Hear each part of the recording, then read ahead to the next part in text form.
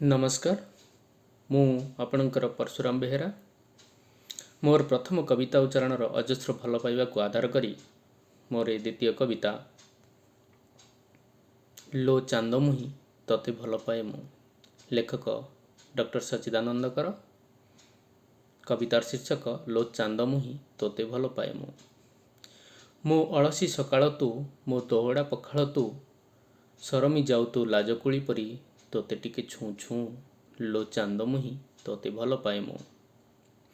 तू गोटे फुलेई चगली नई बढ़ी पानी परी जाऊ तू बही जहा पचारिले उत्तर न दई कहू खाली हूँ हूँ लो चांदमुही तोते भल पाए मु।